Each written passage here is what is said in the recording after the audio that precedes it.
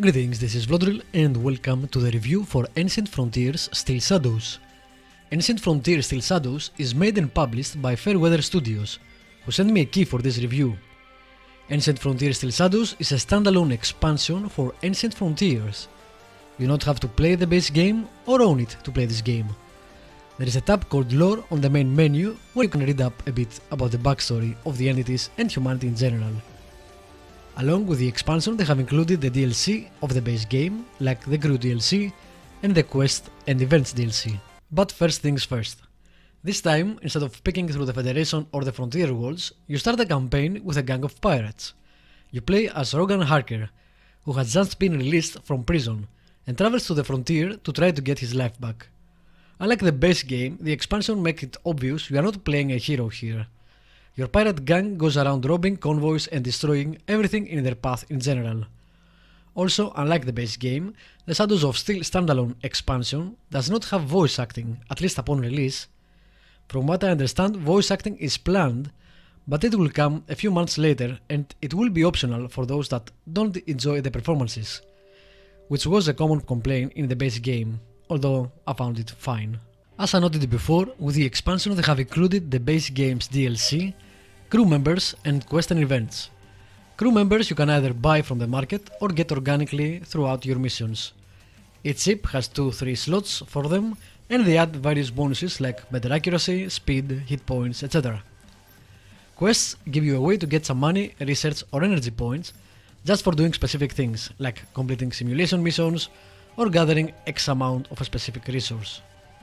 Events happen throughout the campaign. Something will get busted, or drugs will have circulated on the fleet and you are called to make a decision what to do about it. Those can give you a variety of things like new crew members, resources or more. Another improvement from the base game that finds its way to the expansion is the manual saving system. It was fairly easy to get to a dead end with the automatic saving system in the base game, so it's nice to be able to save before missions. You cannot save mid-missions though. Gameplay wise, the combat is still fun and at times hard.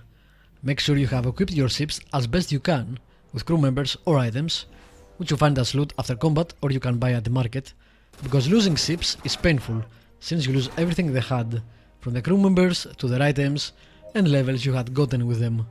Those ships will be gone, you won't get them back after combat.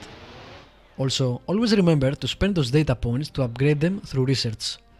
As with the base game, you can do 3 optional missions, other side missions which give resources and experience, but any loss of ship will be permanent, or simulation missions which give only experience, but you won't lose any ships. After you deplete your optional missions, you will need to undertake a main mission to be able to do optional missions again.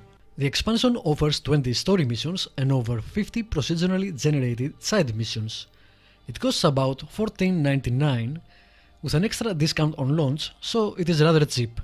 If you are a fan of Ancient Frontiers or you are just craving a nice sci-fi strategy game, I suggest you give Ancient Frontiers Steel Shadows a try. Thank you for watching this review. As always, feel free to leave me a comment or suggestions on the structure of these reviews. Press the like button if you enjoyed it and feel free to subscribe to be notified when more reviews go online.